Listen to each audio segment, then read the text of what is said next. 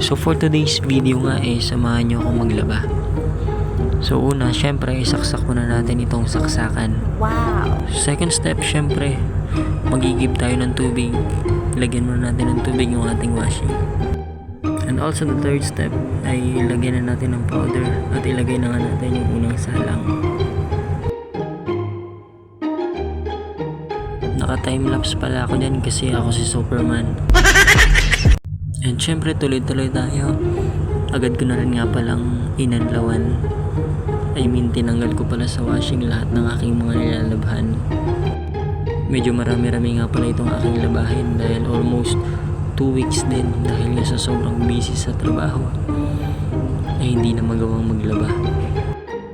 At sa parte nga nito akin agad na itong binanlawan dahil medyo padilim na, malalim na ang hapon.